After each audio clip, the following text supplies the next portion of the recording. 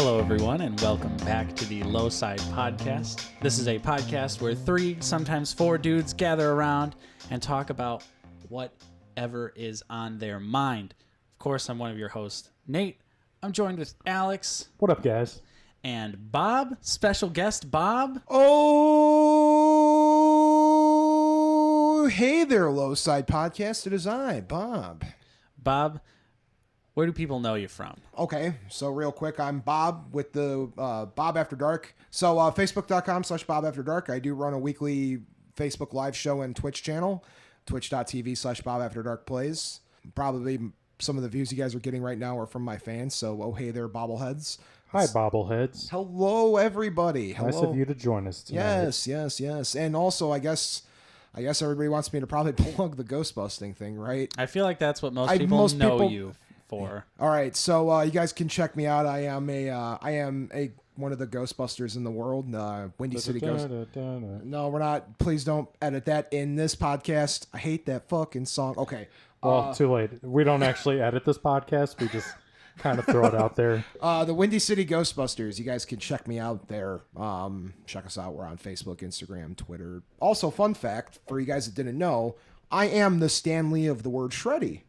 Nice. This is true. Excelsior. Bob did give me the nickname Sredy. I will credit him 100% on that. You guys call him Sredy on the show, right? Because facts. I've actually never watched it or listened to an entire episode of Low Side before this. Well, it's then, okay. Here's the thing, though. You have to leave now because that was one of the requirements. So Bob actually lied on his application to be a guest. Well, on the Low Side I'm not going podcast. to let Steve out of my basement until you guys... We put you above Antonio Banderas. He was supposed to come on the show. That's true. Oh, well- Here's the thing. We don't really need Steve. Like, if he's here, like, cool, but I mean... So, fun fact, Steve is currently chained up in my basement currently. I'm making him do beer reviews for them sweet YouTube ad revenue money. You know what? I'm going to say it. Leave him there. We've got a great episode for you guys. We're going to be talking about all sorts of stuff. But before we get into that, here's our quick social media plug. Follow us on YouTube, Facebook, Instagram, all those goodies, Twitter, at The Low Side Podcast. And, of course, check us out on iTunes and Google Play. Leave us a review, please. We need those reviews. For the love of God. Bob After Dark fans, I'll do a special contest for you guys if you leave a review for the Low Side Podcast. That sounds really hot. Smack that 5-star. Leave us some nice, kind words because it helps us out in the podcast algorithms on iTunes and Google Play. We just want to be heard, guys. That's all we want. Is that too much to be asked? Apparently it is, but shit. Anyways, like I said, we've got a great show planned ahead of us.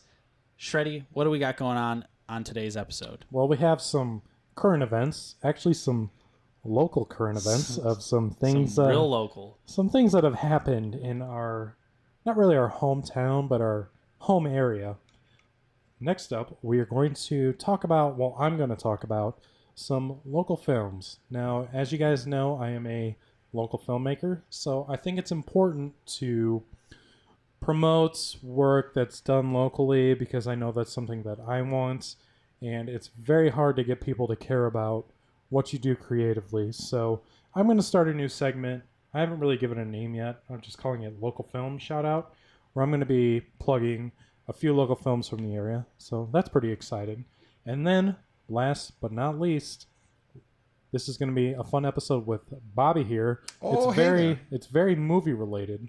Oh, yes. We're going to be talking about 5 movies each that we love. So I don't have a Shreddy's take this week, which is unfortunate, but nothing's really come out that I want to talk about. So instead of giving you one movie review, if you want to call it that, I'm giving you 15 technically, because I've seen most of the movies that we are going to be talking about today. So yes, Nate, let's get into the current events. All right. So do you guys want to go spooky, scary, dark story, or do we want to go light and fluffy and have a good time story first? Love the darkness. Spooky. All right, we're going spooky. So this is a little too close to home, a little skin crawling, but I just wanted to briefly talk about this. I was browsing Reddit, as you know most people normally do, and on the front page, I saw some good old Indiana news about a woman who was recently arrested for giving her husband a lethal injection of heroin, smothering him with a pillow, and then dismembering him and allegedly serving his remains at a barbecue. Sounds like my kind of woman. Weren't you at that barbecue, Nate? Let's not talk about that barbecue. Was the meat phallic shaped, Nate? I can't confirm or deny any of I that. did have a hot dog that day, so...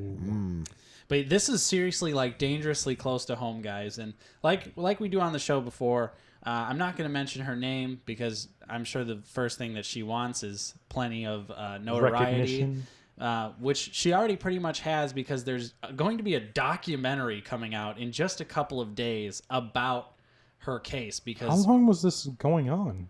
So this all started in 2014 when she killed her previous love interest in a very similar manner. Didn't feed the remains to the neighbors allegedly, but just killed him, dismembered him. She was already serving a life sentence and then got sentenced to 65 more years after finally admitting that she had killed her current husband. Oh boy. So this is just horrible. This is such a crazy, unbelievable situation to happen so close to home. I feel like obviously that stuff like this can happen anywhere, but I want to point out that I was on my Tinder account when you were talking. Oh, yeah, I did want to say Bob's just sitting here swiping fucking left and right while Nate and I are trying to have a serious conversation. I didn't want to interrupt you guys. You have chemistry. You're like...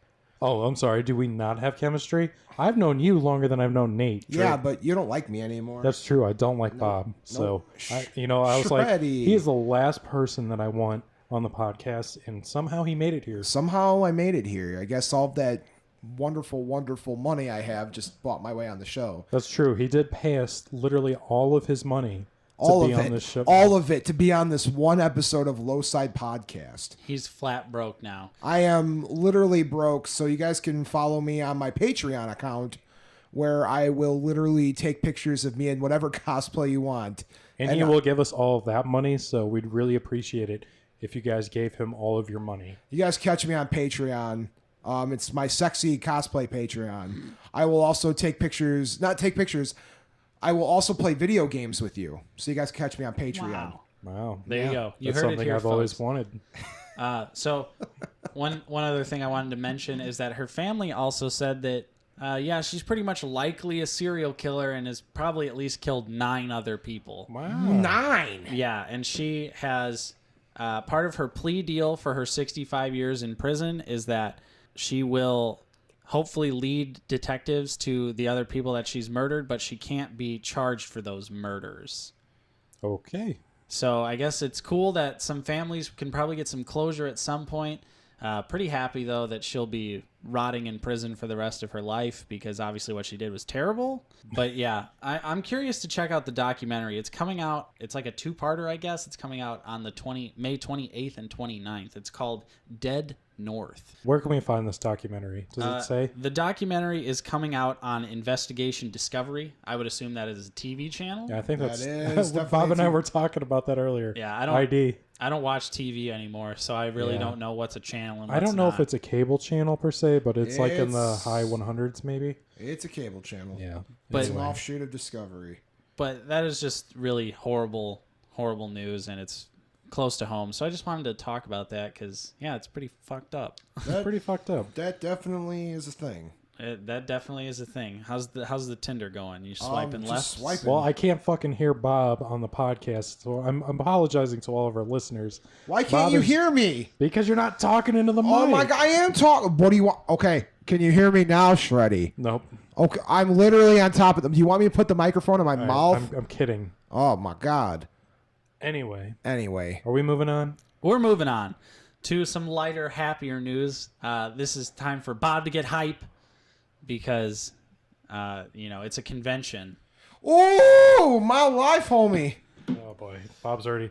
I'm already happy. Welcome to Low Side. I gotta fucking adjust his levels because he's just all over the goddamn place. He's just All right, screaming, whispering. just so you guys know, Bob and I went to college together, and being in radio class with him was like nightmare to say the least.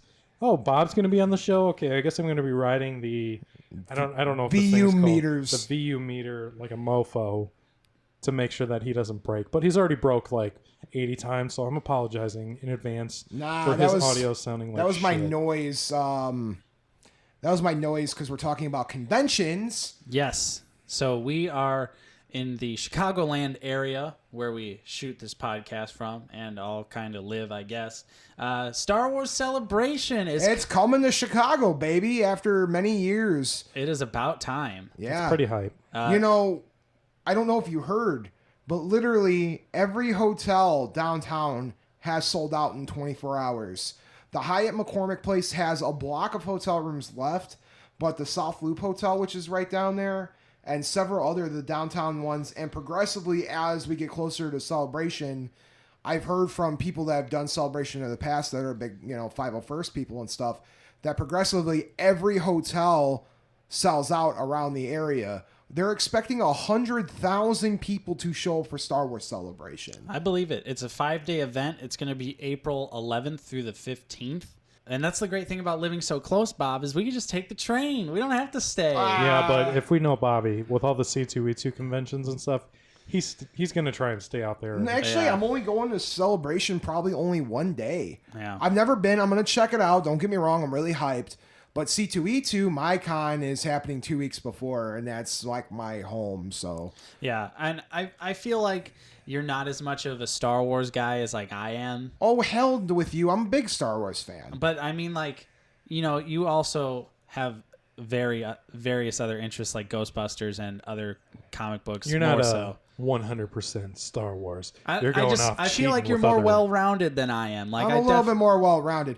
I don't know, man. I love Star Wars, though. Fuck, Yeah, dude. I'm I joining the 501st next year. Facts. Yeah, I wasn't denying your love for Star Wars. Are you a member of the 501st, Nate? No, because I don't want to spend $800 on Stormtrooper armor. You could do other things. I want to be the tallest Jawa in the 501st. Oh. Yep, facts. Okay, and tickets, which are going to be multi-day, single-day VIP passes, those go on sale June 5th at noon Central Standard Time. Do we got any prices for those yet? No prices for that. They're expensive. Oh, boy. But I looked at Orlando's prices from last year, and a 4-day pass was $150.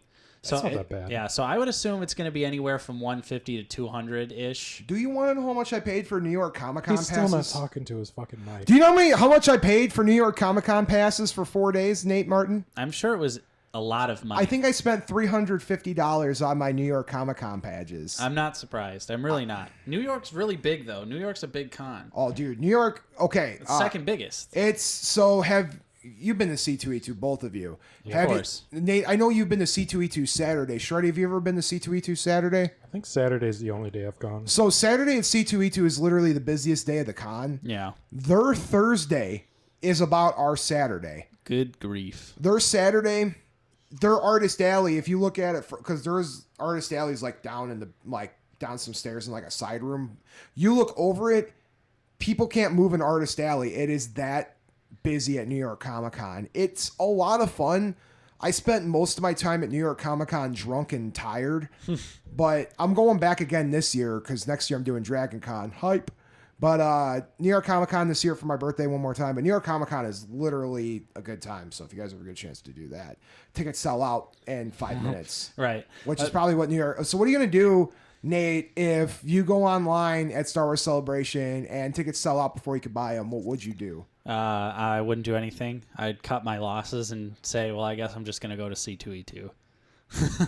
Would you sob It's internally? not as dramatic as what 'Cause Bob would I- do, apparently. Oh, No. dude, the shit I would do. I am so anti-scalping anything that I would just feel like an absolute dirtball if I had to pay like scalper prices for like Star Wars Celebration tickets. I just wouldn't do it. Like, I'm not about that life.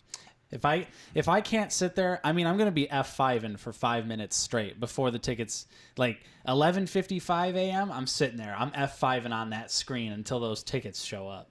I'm pretty good at getting tickets early. I'll probably be taking that day off work just so I could get a shot at buying tickets. Yeah, I've got a plan, and I think I can easily execute it. And I've had luck in. I mean, hey man, you're talking to the guy that got Group A Dark Lord Day tickets, so My New York Comic Con ticket story is pretty good. Since we're talking about cons, I bought my ticket for New York Comic Con. Like, tickets go on sale, and you sit in an online queue. So it's like an online waiting room, basically. right. And I'm on my phone, and I saw the queue opened up 2 hours before I went to work. I sat in the queue until it was time for me to go to work, and I literally had the phone on my lap driving, and I saw the queue opened up when I'm on 8094 Jesus. driving to work. I fucking pulled over all the way to the side of the road, like whipped it, almost got into a car wreck for me to buy my tickets for New York Comic Con. I'm glad Facts. that you said you pulled over because the Low Side podcast supports safe driving. And not texting or buying convention tickets behind the wheel of your car. Buy all the convention tickets while you're driving. This is not a message by the Low Side. This is a message from Bob After Dark. There you go. Bob After Dark doesn't care about your safety. Hell no. You idiots want to buy your tickets while you're driving 60 miles an hour? Be my guest. So This message is sponsored by Darwinism, Survival of the Fittest. there you go. So it's safe to say that we're pretty excited about Star Wars Celebration. I can't wait. I was pretty much screaming about it in my car when I found out. Because, I'd love to go. Star Wars Celebration is one of those things where I've always just been like, damn.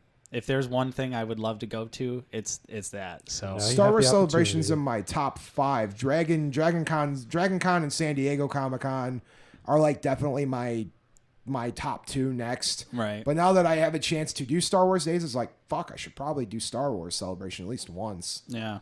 You know, before I disappear into dust. Exactly. I mean, you might as well. So, Sredy, we're going to throw it to you.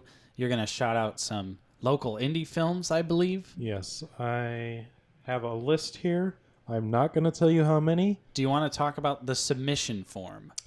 Yes, so I have a submission form that I will be posting links about. I can post it on the Low Side podcast. I'll put it in the description of the audio file and the video file. When those come out, you'll be able to fill it out. But basically, if you have made a movie in the Indiana or Chicago region, somewhere in here, I don't care about Michigan, I don't care about Kentucky, I don't care about Ohio. I'm just kidding. If you guys want to submit from those places too, that's fine. But I'm mostly focused on the Chicagoland region and all the way down to southern Indiana. But basically fill out this form with your movie. I don't care what it is. It could be a feature, a short, a trailer, a web series. Just tell me what it is. I will give it a shout out on the podcast. But today I have several films here, and depending on how long it takes me to get through these will depend on how many that I do. So first up, I have this film, Beware of the Klowns, directed by Tim Wolak, a local filmmaker from Crown Point, I think it is. It stars David A. Hubert, and the synopsis of the movie is, in Santa Maria, there's a dark past causing a law against clowns. But now, after many years of peace, a murder has revealed a new threat. This is a horror movie with some comedic elements, right up Nate's alley, and is also a B movie. I would say definitely a B movie. Looks like it. Yeah, definitely. It was filmed in the region, which I definitely respect about it. I will post a link in the trailer, but this movie is on sale.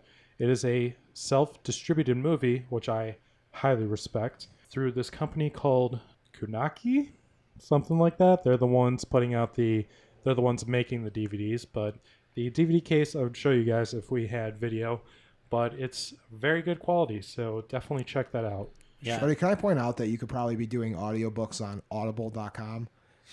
You think so? Yeah, speaking of audible.com, Slow Side could use a sponsorship. We so. could use that sponsor, audible.com. Audible.com, Since you literally hit us up. sponsor everybody. Everyone. Everybody. It's I recognize that movie because I think they sell that brand new at Disc Replay. They do sell it at Disc Replay.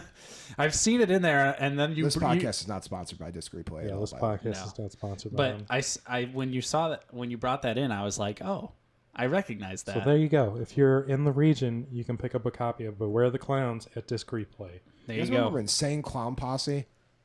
I do How could you remember that. forget? Whoop, whoop. They played regionally here at that place that shut down. Weren't you there, Shreddy? True. I wish I was. I was getting sprayed with a fire hose of Faygo. Did you go, Nate? No. Did you You know that should've. actually Shreddy is a big juggalo? Fun fact. Shreddy wears clown makeup in his free time and drinks tons of Faygo. This is true. We should Whoop, do whoop. we should do an Whoop, whoop. ICP trivia show. Oh, can we do an should. ICP tribute show? I'll be on that next episode. No, trivia. Oh, well, I will be a good... All right. You know what? Bob will be the host. We will definitely do an episode. I'll be the only one here. Actually, Nate's a former Juggalo, aren't you, Nate? When I was in elementary school. Whoop whoop, Juggalo homies. All right, so moving on to the next movie, we have this movie called The Things We've Seen. It's come out recently, directed by Trey Manchester, also out of Crown Point, Indiana. It stars Randy Ryan, who is one of the supporting actors on this movie called Public Enemy. I'm sure you guys have heard of it, starring Johnny Depp. And it also stars, I'm sorry if I'm chopping up your names, guys, but Jarrett Mayer and Shani Sailors Styles. I'm sure, like I said, I'm sorry if I chopped your names up, guys, but I didn't really ask Trey if he wanted to be in the podcast. I just kind of did it. But this movie is it's kind of a father-son story. The father in this movie, Randy Ryan, is accused of burning down the local mill, which employs pretty much the majority of all of the locals there. And Jarrett, who plays Reagan, basically goes on a hunt to find his father. It's a family drama running at 81 minutes. I don't think I gave Klowns a runtime. That's 67 minutes, by the way, so it's a real short movie. But this one, like I said, is 81 minutes. Right now, it's available on DVD. Jesus, I'm still drunk, apparently. It's available on DVD. I still said DVD. DVD through Amazon, and is also on, they say Amazon Prime, but it's not on their streaming service yet, so it's technically on their video on demand service, but it's also on iTunes and Google Play, so definitely check that out. And then next up on the list, we have this movie called Evergreen. This is one of the submissions that I received, directed by Adam Allen. It is a short film running at 30 minutes. It's a kind of I don't want to say sappy drama, but it kind of is. It's a romantic movie, but it's about the untimely passing of a young man's wife, and his struggle to come to terms with her death. It stars Brian Lott, Kelsey Scomer, Kelly Figley, and Pete Zapp. Interesting fact about this movie, all of the exteriors, he told me nearly all of the exteriors were filmed in Dublin, Ireland. Huh. Kind of weird, but I mean, cool. And all the interiors were pretty much filmed in Muncie, so still a local movie, but kind of cool that it was filmed in Ireland. Exotic. I watched this movie last night. It's definitely very well done. I'll post the link for the entire movie in the description, but you can also visit flbproductions.com to see this movie and many more of Adam Allen's. Definitely check that out. All right, so next up on my list, I have this movie. It's kind of a take on Taken, a redneck version of Taken. It's called Done Tooken 2, Tookener. What the fuck? It was directed by, I am very sorry if I'm fucking up your name, but Radomir Jordanovic, if I'm saying that correctly, or hopefully somewhat correctly. It's a short, it's 11 minutes long, it's a comedy action movie, but it literally, the description he gave me, it is a redneck version of Taken 2, and is the director's misinterpretation of the first Taken trailer as first viewed in a noisy movie theater. I gotta give that guy credit. That is probably the coolest premise I've ever heard to like writing something, where it's just like, you know what? It's like, you ever play that game where it's like drunkenly explain my favorite movie's plot really badly? I have not, but that kind of sounds awesome. It sounds great. So I tried doing Small Soldiers one night and I could barely talk because I couldn't stop laughing. But you drunkenly explain like your favorite plot to a movie, and that reminds me of that. It's like, go watch a movie trailer in a really loud movie theater and then do your own interpretation of it. That's great. Hats off to you, Radomir. Yeah. It's like Rodimus Prime. Do you remember, Nate, you probably know what I'm talking about here. Rodimus Prime. Is that Transformers? I hate all of you. Just move on. Yeah, okay. So it stars the director, Radomir, as well. He gave me a long list of actors' names, so I'm sorry. Definitely not reading them all. However, you guys should definitely check this out. I will provide the full movie is on YouTube. I will provide a link in the description, and I'm a little confused about the YouTube name, because the YouTube name that he gave me was custom made name. But when I looked up the movie, it was under the director's name, Radomir Jordanovic. So definitely check out his channel. He's definitely Got a lot of other movies and such on there. Check it out. He gave me some other things to plug that I will plug at a later time.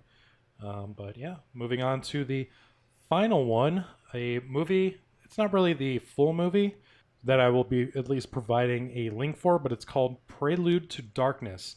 It was directed by Welin. Again, I'm sorry if I'm chopping up names. If you guys see my name, Shred Noslack, you probably understand. I don't really feel that bad because my name gets fucked up all the time. So again, I'm sorry, I'm not like Bob. It's not, or Nate. Can I say your last name, Bob?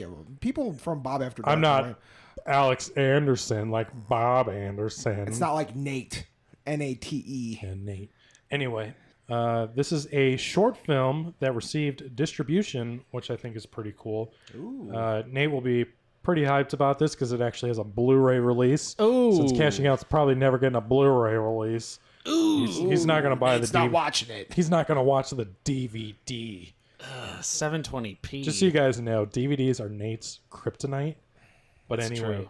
The synopsis of this movie, it is the second chapter in the 6-part reboot of a web series / short film franchise, The Sentinel Chronicles. This chapter picks up following the events of World's End. The world is chaos. Ruth, the most insidious terrorist ever to live, is on the run and being hunted by what's left of the world's government. This is a sci-fi grindhouse movie. Definitely another B movie, I would say. I watched the trailer before we did the podcast today. Definitely something that we would all be into. I'm sold. I'm in. I'm giving you $100 million. And it's on Blu-ray. It will be. It's not out yet, but it will be on Nate Blu-ray. is slowly jerking off right now as we speak. Yes, it's getting very uncomfortable in here. But you know what? I'm okay with being with my bros in this situation. So the movie stars Angela Ramsey Robinson, John Stopman, I think is the name, as well as many others. I will provide a trailer link in the description, but Jay let me know that this will be available through Open Sign Entertainment on VOD, DVD, and Blu-ray coming soon.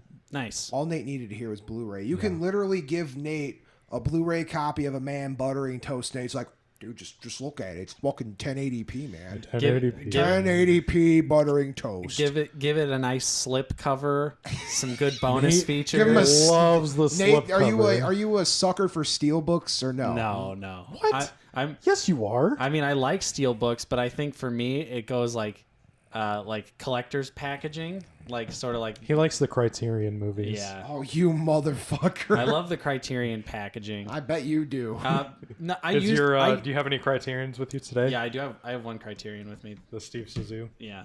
But no, what I was gonna say was that I used to really be into steel books, but then like the whole Best Buy, and then like a lot of places started like raising the prices of their steel books just because it was a steel book.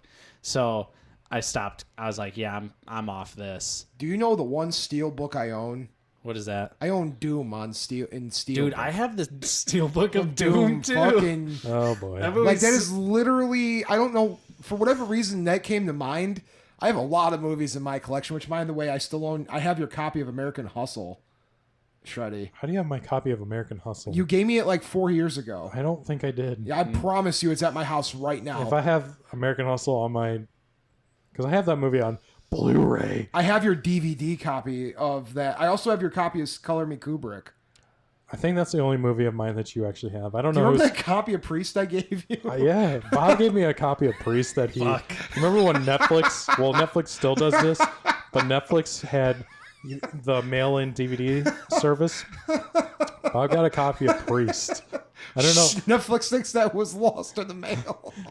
Who was in that movie? I forgot. They're coming for Bob. Is it Gerard Butler? I That think might Gerard. be Gerard, but that movie think- was so bad. All right, but anyway, Bob was like, for some reason, he let me borrow his cinematography book, and the Still have the it. bookmark was a copy of Priest, and I used it. Yeah. Once upon a time ago, I was a filmmaker too.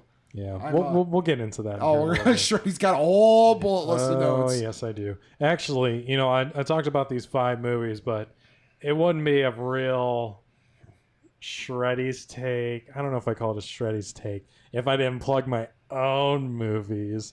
So here's my shameless plug. I'm going to be Sredy Does Dallas Part 6, Oh boy. where Sredy takes 8 cum shots to the face. Oh. Yikes. Damn, he just went like just went off the we deep never end. gone that dirty, Bob. Oh, I'm sorry, Jeez. Sredy. Not intentional. I'm sorry. right. Sorry. Oh yeah, that's all we have to do is make him feel bad. One thing before you plug your movie. All right. Nate's plugging his own movie. Paul Bettany played Priest. And Carl Urban played a character named Black Hat. Carl Urban, the country right. singer? No, Carl Oh, Urban. that's Keith Urban. Yeah. It was Carl Urban. He Carl played Urban is Dredd. that guy. The black screen that says IMDb Pro. No, it's the guy that played Judge Dredd in the remake, yeah. and He's Bones in the Star Trek Bones remake. in Star Trek. Thank you, Fact Check Nate. Hashtag Fact Check Nate. You're welcome. I wanted to get to the bottom of that because Priest is always one of those movies where you just look at it and you're like, God, this looks terrible. Priest is in the... I watched it because of Bob. Can we have a quick 30-second blotter about Priest?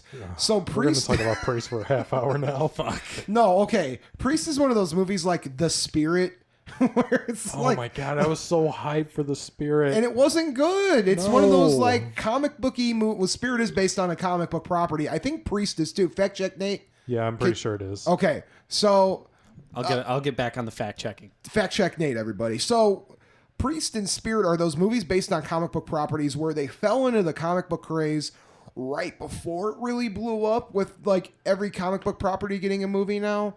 So it falls in the line of like Jonah Hex, Spirit, Priest, Constantine. Oh God, that still burns.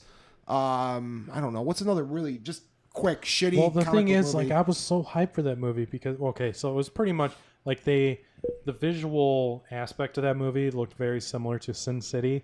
So I think that's why I was so hyped about it. It was pretty much a carbon copy as far as the look of Sin City. Priest confirmed is based off of a comic book of the same name. Thank you. I'm sorry, artist of the comic book and writer of the comic book, if you're listening to this somehow. That movie wasn't very good. But it's not. It's probably not his movie, so who gives a shit? Uh, All right. So anyway, let's move on. We're done talking about Priest. Let's talk about cashing out. Now, as you guys know, I plugged this last time, but the cashing out official trailer has come out. It's there in the world. Right now, it has about 2K views. I need them views, guys. So please, give me them views. I need all of them. Not just some of them. I want all of them He wants every single view in the entire world. in the world. And you know what? There was one in particular view that I was looking forward to hearing from. And it's this man sitting to my fact right. check Nate. Why didn't you tell Sredy what you thought of the trailer? Fact Nate. You know what? Fact, he did. Fact check Nate. We talked about it Fact on the podcast. check Nate. That's your new name. It's Bob. Bob has not once told me anything about what he thinks about cashing Exposed. out. So, Bob, Ooh, will you please tell us what you think about the trailer? If you've watched it, which I'm pretty sure you have. I have. It's you put me on the spot, It's man. the worst fucking thing you've It's ever seen. in your literally. life. I'd rather watch Priest on Marathon. It's a You know movie. what? I cannot blame you. I would rather watch Priest as well. No. I like it, Sredy. You got. I've always said you were like my most talented friend. No offense, fact check Nate. Go check out Out of the Basement podcast. It's not a podcast. It's a vidcast. Yeah. Well, anyway, vlog. so vlog, whatever it's called. Anyway, so go check out of the Basement. That's fact check Nate's show. Sredy, you're like my most talented friend, and I would always say that. And your movie's gonna be good. Trailer comes with the Bob Anderson quadruple stamp of approval. Wow. Ooh, Quadruple stamps. Quadruple. Sounds like a little bit of brown nosing if you ask me. Hashtag bring You know Bob what? back on. I tried to get Bob to be in this movie forever, but Bob had other things to do. I'm not gonna. We're not going to open up old wounds here. Yeah, you know what? It's okay, Bobby. There's still time. If That's all I'm I swear to saying. God, if I listen to this and you guys are slowly playing the Ghostbusters like song in the background, Bob has other things going on, and then I hear the Ghostbusters themes like It's going to be that picture of you on know what? on the red carpet for Ghostbusters 2016, Yeah. just like sunburnt Oh, and dude. like hanging out with Dan Aykroyd. That was so. Fun fact: I was on the red carpet premiere for Ghostbusters 2016 in LA. This is a Low Side Podcast hashtag True News. If you go to the IMDb page of the most recent Ghostbusters movie, look through the photos. You will find a photo of Bob on the red carpet. I was on. Well, it was Hot. sweaty.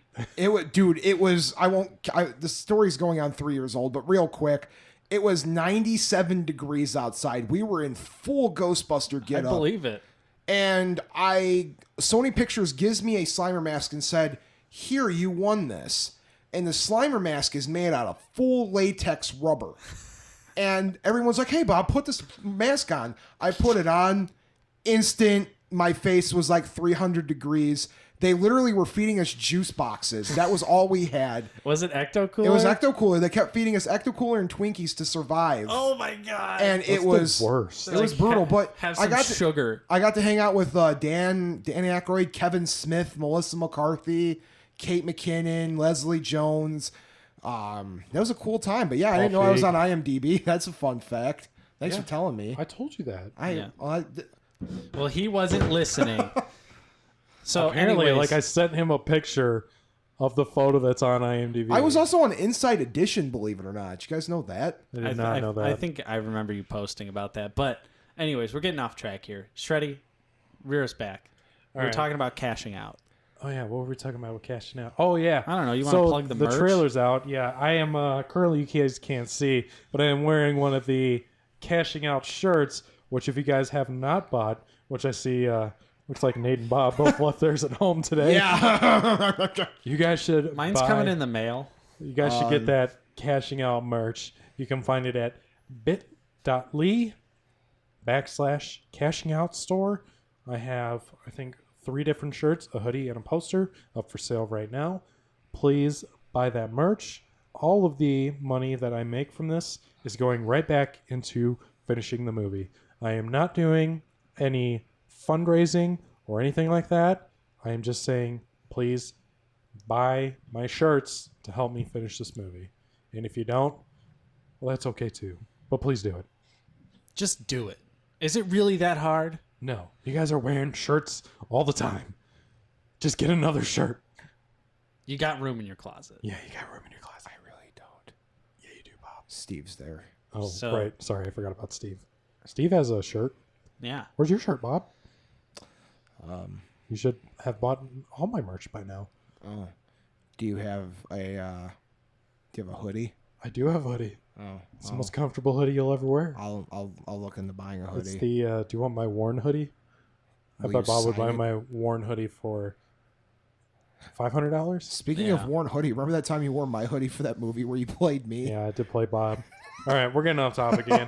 Let's get into our main topic today, which is we're giving, it's sort of the Shreddy's take / Nate's take / Bobby's take on just 5 different movies that we love. Yes.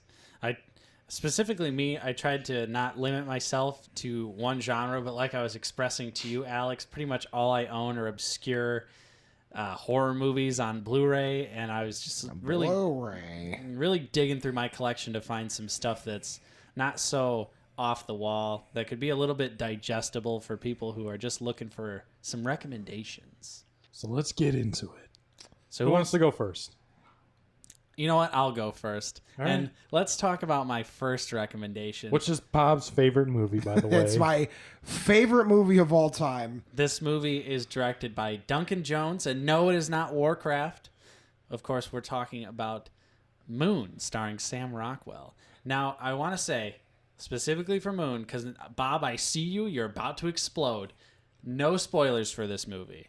Okay, so I rented Moon from my local video rental store before it went out of business, thinking I was renting Man on the Moon. I think I sent my mom. I was sick. I was in school, whatever, and she brought back Moon, and I'm like, oh yeah, Jim Carrey movie, fuck yeah. I did not get a Jim Carrey movie. I got a very depressing movie called Moon that wasn't Man on the Moon. Yes, it's depressing, but it's a good depressing. It's really hard to say much about Moon without giving away the sort of like entire plot of the movie. And also, if this does sound interesting at all to you, don't watch the trailer either. Just watch the movie, because the trailer ruins it too. It's basically a sci-fi movie. Yeah, it's Space movie. It's a sci-fi movie about a man who works. He works like on some sort of mining facility on the moon, but he's just by himself. There's no one else there. It's just him and a robot who's voiced by Kevin Spacey. Why? But besides that, it's just a really great atmospheric movie. It's like you said, Bob, it's depressing, especially when you find out what's really going on, but I like depressing. I like it. Other atmospheric sci-fi movies you can watch instead. Go watch Alien, Interstellar, Okay, Aliens, there's more than Predator. one sci-fi movie, Bob. There's no monster in There is no Moon. monster. One in thing Moon. I will say that I really admired about Moon is that it used miniatures Yeah. versus, like the standard CGI effects, which I think is really cool. It definitely added a dimension to the movie that most sci-fi movies don't have, so I really respect that about it. Prometheus, that movie with Sandra Bullock and Oh George my Clooney, God, where they're orbiting in We're space. talking about Moon, not I know, I'm every just other sa- sci-fi movie I'm saying every other ever that better was made. that movie with I can't wait to shit on your movie. that movie Bob. that Right. with that guy who was harvesting on Mars. What was that? Martian. Wow. That movie about the guy on Mars. What's it called? Martian. Oh, yeah. The Martian. The Martian. So other atmospheric sci-fi movies you Ghost of guys can Mars? watch instead of Moon. And no, I'm not referring to Dracula on Mars. Okay. Well, Bob's just a hater. Bob is a hater. I am not a hater. I think this movie is really good. I think it's extremely underrated. I would go so far as to say I would refer to this movie as a hidden gem, No. just because a lot of people don't know about it. And Sam Rockwell turns in a fantastic performance. I love Sam Rockwell. Same. So seeing him being able to carry a movie pretty much all by himself is really awesome. So yeah, that's Moon. I really think that Bob just hates this movie because he thought he was getting Jim Carrey. I thought- It's like one of those I would situations say- where he doesn't actually believe it's a bad movie. It's kinda like he you just ever- didn't get the movie that he wanted to watch that particular day. Exactly. To be fair, it took me like 15 years to watch Man on the Moon after that rental fiasco, and I should have brought up Man on the Moon because it's one of my favorites, but it's not on my list. If you guys get a chance, go watch Man on the Moon. Honorable mention: Jim Carrey plays Andy Kaufman. All right, Sredy, you want to start with your first Yes. recommendation? And I think that all three of us can agree on this one. It is Oh, a yes. horror movie called Drag Me to Hell. Oh, Shreddy is holding up the DVD copy, and Nate's eyes are slowly melting out of It's his not head. even just a DVD copy, but it's a pre-owned DVD copy. Damn, Nate's crying right now. There was no Criterion release for Drag Me to Hell. So Drag there's Me a to Scream Hell. Factory, and I definitely own it. Nice. Good call. So Drag Me to Hell, directed by Sam Raimi, our boy Sammy. Yes. He directed all of the original Evil Dead movies as well as the good Spider-Man movies, and I'm talking about all three of them. Yep. Yeah. Spider-Man. Hashtag Spider-Man 3 is good. You're both wrong. Throwing down the gauntlet. And of course, who could forget Darkman? Oh my god, think I I've seen fucking love Darkman. Darkman. I'm not a fan of Darkman. I love you know what? Darkman. We're getting off topic. No, we ain't. We'll talk about Sam Raimi more later. All right, so this movie stars Alison Lohman and Justin Long, and it's about a loan officer who denies an old woman a loan extension on her house, and then the old woman puts a curse on her. Desperate, she turns to a seer to try and save her soul, while evil forces work to push her to a breaking point. Now, what I love about this movie is around the time that I watched it was around the time that I first watched all three of the original Evil Dead movies. Sam Raimi has a goofiness to all of his movies that I absolutely adore, and I would go as far to say that this movie is a spiritual sequel to the Evil Dead franchise. Would you guys say so? I would say successor versus sequel. Not really like a sequel, but just A like spiritual successor. It's sort of like within the universe, Yeah. if that makes sense. The old woman in Drag Me to Hell drives Ash's Oldsmobile. Yes, she does. Fun Really? fact. And I don't want to spoil anything, but when you said Sam Raimi's silliness, my mind instantly went to the scene in Drag Me to Hell with the goat. I'm sure you guys know exactly what I'm talking about. Yes, yes. Fucking ridiculous, but in the best way possible. Yes. However, I do want to say, though, I feel like if you're not into Sam Raimi, Drag Me to Hell probably won't be that entertaining. I went and watched this with a couple of friends originally in the theater, and they absolutely hated this movie.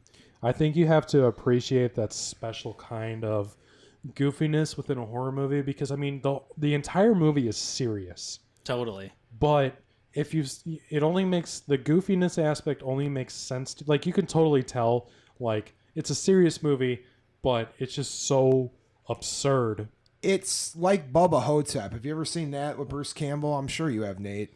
I have not. I've seen it, but it's been a very long time. Bubba Hotep's kind of in that same regard, like The Drag Me to Hell is. It's like a really serious movie, but Bubba Hotep's about Bruce Campbell being like an Elvis impersonator, being like locked up in an old folks home with like. No, I feel like I've heard of that, but I haven't It's actually seen really it. good. If you guys get a chance, really should. But Drag Me to Hell is in that same regard where it's like a really serious tone, but it's goofy as fuck. Especially the goat scene. Like that's my go-to like Sam Raimi thing. Yeah, I really like the goat. The goat in the movie is just insane. Yeah.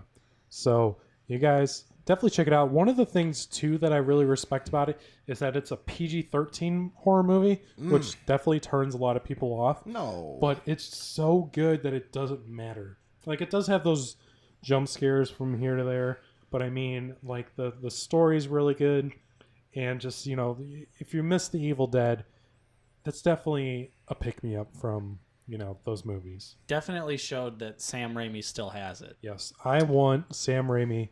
It's been, I think the last movie he made was that Wizard of Oz movie Yeah, with James Oz, Great Franco. and Powerful. I want him so bad to make another horror movie. It's It'd be great. Powerful was good though.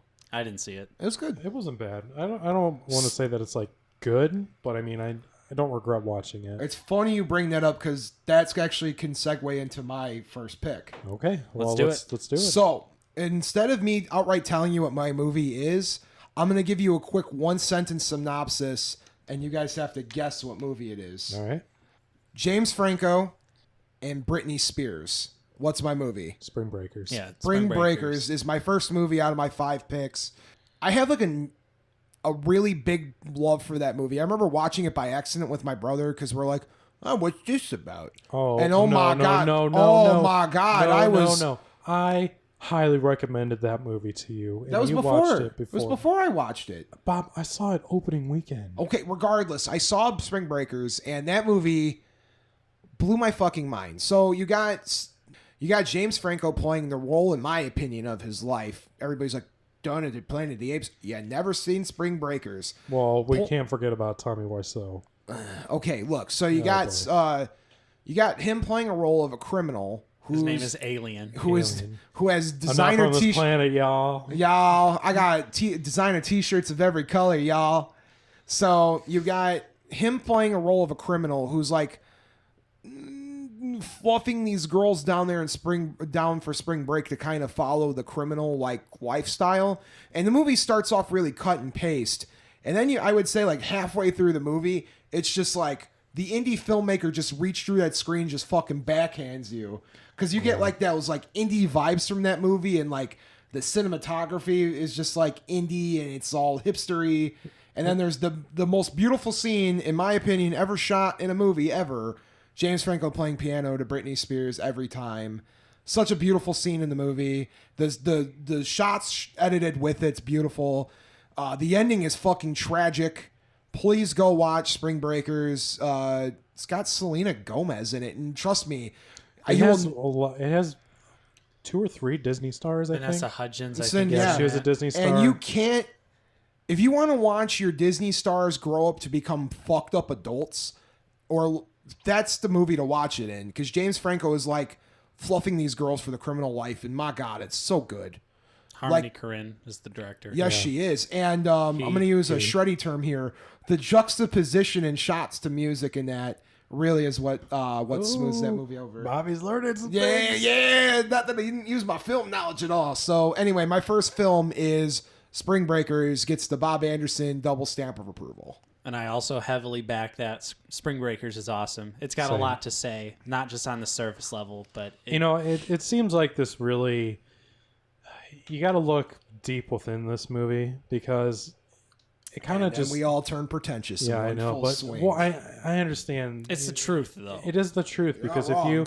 if you're just looking at this movie at the surface level, you're just being like, WTF. I mean, that's pretty much it. But like, one of the things that I respect about this movie is the juxtapositioning, like Bob mentioned. It's just so it adds so much depth to everything that this movie is trying to do, or even not trying to do, because I'm sure Harmony Korine's interpretation of this movie is much different than everybody else's. But kind of listening to him, I kind of got the same vibes as him. But yeah, I can back Bob 100%. I am all about Spring Breakers. Sredy. Spring Breakers is like two armadillos fighting over a praying mantis for dinner. All right, so when Bob and I were in college, and we wanted to Dolby. oh my God, I can't remember where it was, but there was.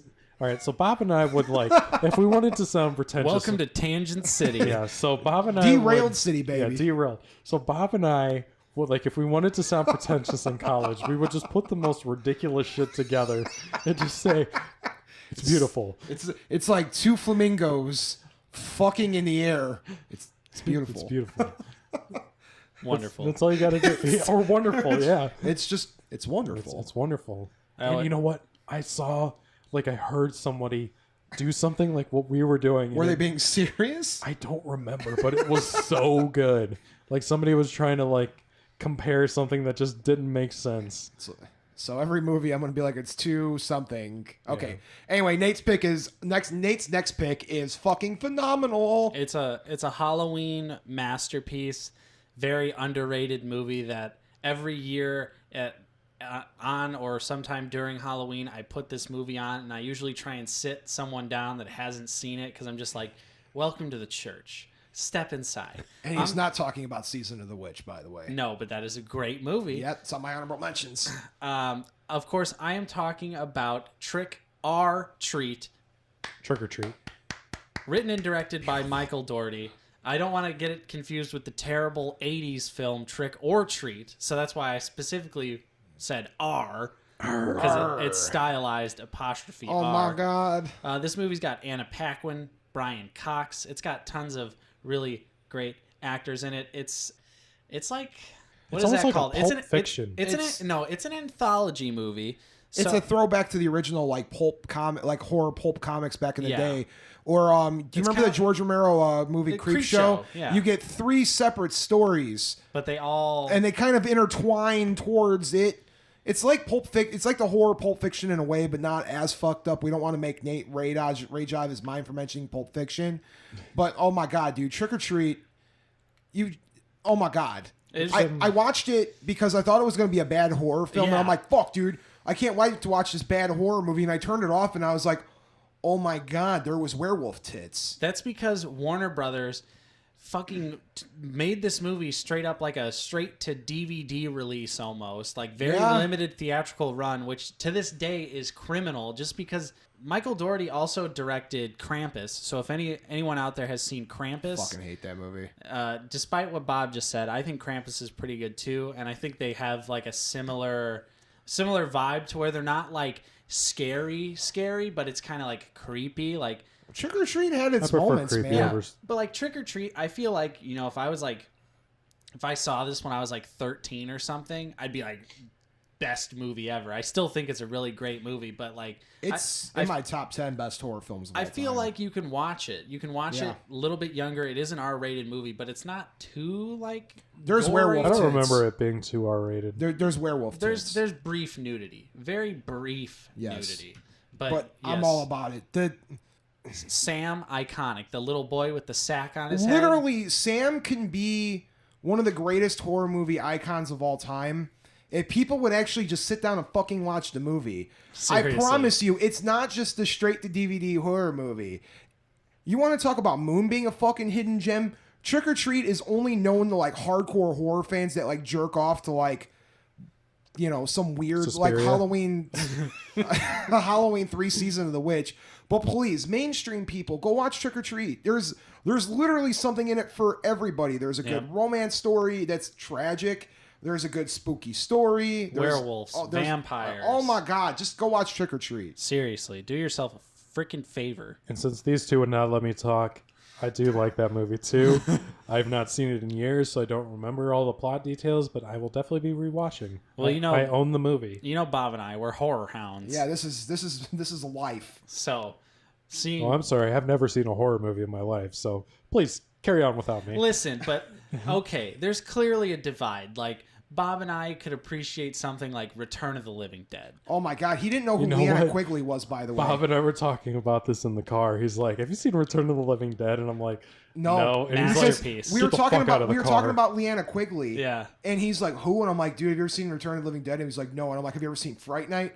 No. And I'm like, She's the woman who gets naked in every horror film because we were talking about that movie, but we're not going to talk about that movie. We're not going to mention that movie on this podcast. Moving on to Sredy. I swear to God, if you pick that movie, me and you are about to fight. So my next pick is actually Return of the Living Dead and Fright Night. No. Kind of bouncing off what Bob was talking about with Spring Breakers, because this movie, in a way, reminds me of Spring Breakers. It's this movie called Moonlight. It actually won Best Picture. Ooh, the most controversial Best Picture win ever. Last year. Hey, you got 3 years ago. You got the Golden Globe slip. I got the nice. Golden Globe I have the Best slip. Picture slip. No Criterion, huh, Nate? No, it's an A24 though, so I back it. Nate loves the A24 releases. But anyway, this movie was directed by Barry Jenkins, who I think is just absolutely terrific. Stars, oh man, I'm going to chop this up so bad. Mahershala Ali, Naomi Harris, and Janelle Monáe. You did good. Yeah. Thanks. Basically, it's kind of like, it's almost like Trick or Treat. Like our movies are very related on this one. It's almost like Trick or It's like Treat. it's basically Trick. No. But Well, as far as it's a movie. It's a so. it's a movie. No, okay. You guys let me talk. Good Lord. It's like Trick or. It's not like It's Trick or Treat three. at all. Well, Trick or Treat is broken up into 3 stories, if I'm not mistaken. Yeah, pretty Okay. much. Moonlight is broken into 3 stories. Fuck both of you. No, I'm just giving you You shit, guys are bro. assholes, man. Relax. So anyway, it's about this little kid, this little He wears a pumpkin on his head yeah, he wears a pumpkin on his head. No, but and it's about kills this people. His name's Sam. young black gay boy named Chiron, and it basically chronicles his life from as a young boy, his adolescence, and then as I can't remember how old he is in the end of the movie, but I want to say somewhere between 21 and 25. But this movie is absolutely wonderful. I love the way that the story was told, the acting, the way it was shot. I mean, just this movie is just absolutely mind blowing. I have never seen it. I have also not had a chance to watch it. You guys need to watch this. I will. don't think will. it's very long, but I mean, this movie is just heartbreaking from beginning to end. Bob and I talk a lot about Call Me by Your Name. Oh my God! Go watch that. That was. Oh my God. We're not going to talk about that today. I've talked about that several times on the show before, but I mean, just not really the romance aspect of it, but just like the heartbreak is just absolutely real in this movie. I can't say enough about it. Check it out. The guy who won Best Supporting Actor last year, he was from that movie, right? Mahershala Ali. Yeah. So I remember seeing the scenes with him, like they, show the little montages at the Academy Awards, and I thought the scenes were fucking amazing. From like the few, brief moments you get to watch the Academy Awards of a movie, I'll watch it. I have no problem with it. This movie is it's probably going to turn a lot of people off because it's not very conventional. It's sort of like when we were talking about Nate and I with Suspiria last week. It's very dreamlike and very in the moment, and that's what I loved about it. Like movies like these smaller independent movies, like one of the strong points I think that they can do if they don't have a super original story is make things more real, and I feel like this movie does that very, very well. And like I said, I love the dreamlike aspect of it. Very nice. Moving on to Bob. What's next? Actually, it's a good segue into my next movie because it's kind of the same concept. But let me give you my shit synopsis. # shit synopsis. A lot of hashtags this episode. Apocalypse, but set while shopping. Oh, okay. Dawn of the Dead. Yeah, Dawn of the Dead. Dawn of the Dead, the George A. Romero classic. Not the Zack Snyder one? I actually like the Zack Snyder Yeah, no, I'm one. kidding. I backed that movie. It's really I good. really like the Zack Snyder film, but it's not George Romero's version. Of course. So I feel like I'm turning this into a horror. Me and Nate are just turning this into a horror movie podcast. But so George Romero's Dawn of the Dead, if you've never seen it, it's about a group of people who survive the zombie apocalypse by going to a mall. There's racial tension. There's, abortion. There's not like a live abortion on screen, but there's abortion like themes to it. Mm-hmm. And George Romero always had this way of sneaking in like consumerism, a social problem that he saw, but relating it back to the zombie like story. So in this, it was consumerism and the way that the American person's kind of like a zombie when they go to a shopping mall and they want to go find the sale, or in Nate's case, trying to find the Blu-ray copy of, I don't know, Return of the Living Dead, the Criterion Collection. Also has a Scream Factory. Also has a Scream Factory. It's funny though that you transitioned from Moonlight, where you're saying it's kind of like a non-traditional dreamlike state where there's not like a really big like a plot per se, but it like there's like a situation that kind of drives the plot, if that makes sense. Yeah. So Dawn of the Dead is your run-of-the-mill zombie movie. You don't have like what's causing the zombie apocalypse. You don't have, you know, a bigger picture in the zombie apocalypse.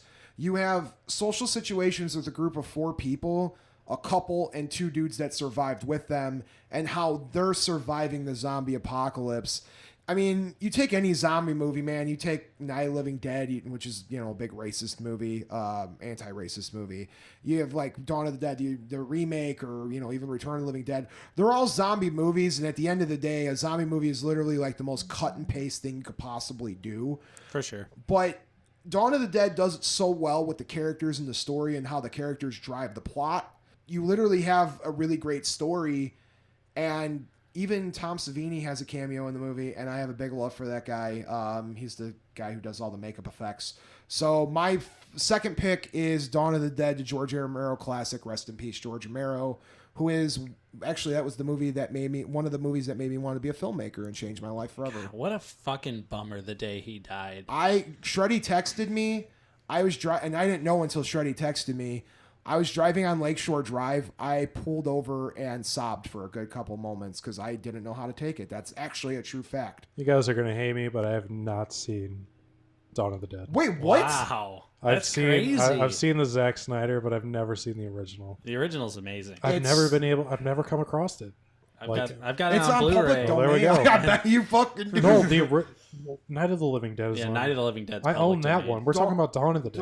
I know Dawn of the Dead, I think, is public domain at this point, too. No, it's not. Nah, no I've way. looked up many public domain movies, but that's not one of them. Great effects, though. Tom Savini, for the time especially, really killer. Oh, yeah, man. Practical effects is one of those things that, when I say practical effects, I mean makeup and props and prosthetics that aren't CG. I mean, this was a time before CG, and you do get the fucking shitty blue zombie look, but I mean, like, the gore is, oh my god, like when, I don't want to spoil the movie, but there's this really good bite that literally peels the skin off this guy's arm, and it's grotesque even in 2018 standards. So or the headshot right at the beginning. yeah, of oh the my movie. god, that's good too. Yeah. Yeah. Really? So George Romero's best film, in my opinion. I think that's a pretty fair thing to say. Yeah, I feel like that's not that controversial. No, thank you, Nate, for not fighting me on that one. So, Sredy, please go watch Dawn of the Dead. I will absolutely watch that. Check it out. Yes. My next movie is a little movie from our boy Adam Wingard. Adam Wingard. Alex's favorite, and of course Simon Barrett. And I'm talking about The Guest, which is a great sci-fi action movie. Yeah, sci-fi I action. guess. You know what, Bob? I could see the look in Bob's eyes that he's never seen this movie, and I think you would adore this movie. I've never seen it. It's All got. right. Did you like Drive? I can't remember. I fucking love Drive. Okay, if you like Drive, because do you remember what Ryan Gosling did to you for Drive? Made me question my sexuality. Yeah. Okay. Well, Dan Stevens. this movie will do the same with Dan Stevens. Dan Stevens. You've got. It's Mike. Yeah, it's like Micah Monroe. Yeah. She's from It Follows. Yes. But these guys, the director, Adam Wingard, he did You're Next, if you guys know that movie. Loved it. Great movie. He also did the Blair Witch. not so popular, but I really liked the Blair Witch sequel reboot. Was that I can't remember the name of it. The hell is that movie called? Season of the Witch, was it? No, that's the sequel. Oh. Then there's a third one. I did not know that. I think I could have done better without knowing that. But I really enjoy that movie. But yeah, like what Alex was saying, Dan Stevens will make you question your sexuality. He's such a charming dude in this movie, and you're just like, man, he's such a great guy. He's helping out this family because the basic premise is that he returns home from the army, unexpectedly shows up at his best friend who was killed in action. He shows up at their family's door, and he's kind of like explaining how their son who died like told him that he wanted him to like check on them after he passed. Yeah. So that's what he's doing. And he's staying there, but he's getting to know the family, and he's getting like really like close with all of them, and you can sort of see that something is going wrong, but you're not exactly sure what. He's got something going on in his head. Like there's just some moments where you're just like, you can just see it right in his eyes. Like something's not right. I would say that this movie, like, I definitely want to make the point of saying that, yes, there is sci-fi elements, because I watched this with a couple of my friends, and once we got to the sci-fi elements, they were like, this is stupid. But I was like, nah, like, this is awesome. This is really good. It has a really great... What sci-fi elements are in there? What'd you say? Or is we getting into spoiler territory? I mean, it's a pretty big spoiler, because it's about Dan Stevens' character. All right, we'll talk about it later then. Yeah, but also has a really great synth soundtrack. Before every single fucking movie on planet Earth had a synth score in it. The Guest was probably one of the first in terms of like the revival of the synth score. I would definitely agree with that. So yeah, check out The Guest. It's a very good sci-fi action film. I've never seen it. Don't have much to say. Check it out, Bob. I think it's on Netflix, so you can check it out. Sounds good. Yeah, it's definitely on Netflix. You can sponsor the show too. All right, so my next movie, Bob might give me a little... Oh, of course Sredy picked this movie. From probably, I would say, arguably is my favorite director, at least at the moment, Paul Thomas Anderson. The movie There Will Be Blood. Yep. There Will Be Blood, starring Daniel Day-Lewis and Paul Dano. It's basically about the... Damn it, Bob. I'm listening. It's basically about the oil boom back in the early 1900s. Daniel Day-Lewis plays the unforgettable Daniel Plainfield. I think Plainfield or Plainview. The unforgettable, but I can't remember his name. I'm sorry, guys. Goddamn PBR. I'm 48 ounces into PBR right now, so don't judge me. But anyway, he plays a prospector. He basically finds a shit ton of oil on Paul Dano's family's farm. Paul Dano plays Eli Sunday, who's an absolute nut job. The story is super interesting for just being about oil rigging, because you would think a movie about oil rigging would be very boring, but my boy Daniel Day and Paul Dano absolutely kill it in this movie. So it's really, if you can appreciate really stellar acting, I highly recommend this movie. Haven't seen it. Absolutely gorgeous. Yes, I know. Just so you guys know, Nate has borrowed all of my Paul Thomas Anderson movies. He's held them hostage for the last 2 years. Has not seen a single one of them. I'm getting exposed. How many movies have you watched since I've given you those? Probably hundreds. Literally, he's watched all the movies. Hundreds of movies. Nate is now the filmist hipster, filming with fisheye lenses and... Fish eyes. Did you know that Sredy I just watch a lot of movies. He watches a lot of movies. PTA, man. Just not the Paul Thomas Anderson Shreddy's movies. like love. But all of the movies I watch are shitty, obscure 80s horror movies that no one gives a fuck about. And to be fair, there's a whole culture that loves 80s obscure I know. I'm not gonna expose which movie it is, but let's see here.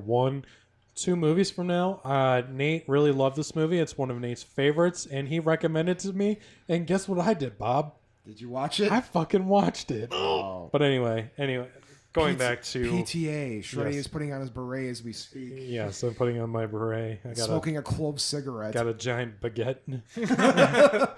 I'm not downing PTA. I like PTA as much as the next guy. Yes, so There Will Be Blood. Check it out. Would you say so, Bobby? I like it. I'm not downing you. Right. But I'm not picking. Nights? I'm not picking obvious movies here. I'm going on record and saying it's his best movie. Ooh. Maybe not like a favorite. It's not going to be everybody's favorite movie, but it's 100% his best movie. That does not segue into my next pick at all. All right. Well, anyway, Bob, what do you got for us now? Okay, so my shitty synopsis. Let's see if you guys can guess it. Bob Hoskins versus Christopher Lloyd. Roger Rabbit? You are correct. Who Framed Roger Rabbit is my third pick of one of my favorite movies of all time.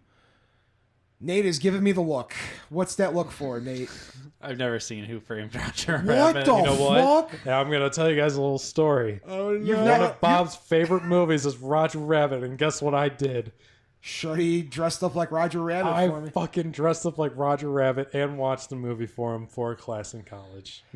You didn't want to dress up like Jessica Rabbit? Did you dress up like Jessica? I dressed like Eddie Valiant. And we handcuffed Who's our each Jessica other. Rabbit? Nobody did. It was just me and you. Oh, okay. Well, I would have dressed up like Jessica Rabbit for him. But I did wear a dress for him in college once. Yes, he did that. Well, oh, jeez. You've never seen Who Framed Roger Rabbit? Not once. It's okay. Wow.